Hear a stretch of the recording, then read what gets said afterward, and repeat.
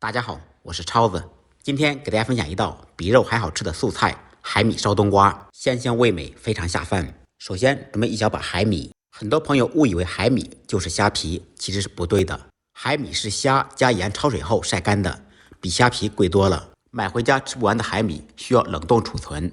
海米特别咸，所以需要用温水浸泡一下，加入温水或者开水浸泡10分钟左右。准备一个可爱的冬瓜，在这里给大家科普一下，冬瓜分3种：白皮、青皮、黑皮。黑皮冬瓜肉厚，肉质紧密，食用品质最好；白皮冬瓜瓜肉薄，肉质松，容易入味；青皮冬瓜则介于两者之间，它们的价格都差不多。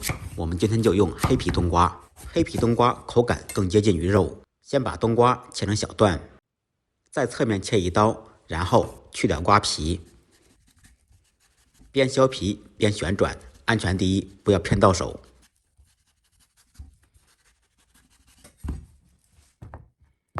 然后把冬瓜从中间切开，再次片成1厘米厚的薄片。片2次差不多，就只剩下瓜瓤了。再次切成1厘米宽的长条。全部切好以后，放入碗上备用。准备少许姜丝，主要是去海米的腥味。2-3粒大蒜，用刀拍匀剁碎。不能吃辣的放2个小米辣锻炼一下，切成小圈。再来少许小葱段。泡好的海米，把水滤掉。注意海米水要留下，不要扔，等会儿还要用。起锅做水，放入1小勺盐，放入切好的冬瓜焯水。再次开锅以后，把冬瓜捞出。这一步可以去除冬瓜的异味，烧制的时候更容易烧透。另起锅放少许油，放入泡好的海米，先把海米在锅中煎30秒，煎出香味。这样烧出来的冬瓜香味更加浓郁。放入准备好的小料，继续炒出香味。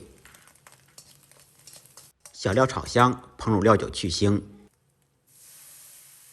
放入焯水的冬瓜，简单翻炒扒拉1-2下。加入2勺刚才泡海米的水，水要没过冬瓜。放入一点点盐，盐不要太多，因为刚才泡海米的水是咸的。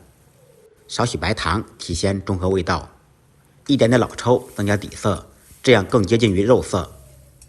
在锅中开中火烧2分钟左右，烧至冬瓜变软变透明，这样就证明冬瓜已经成熟了。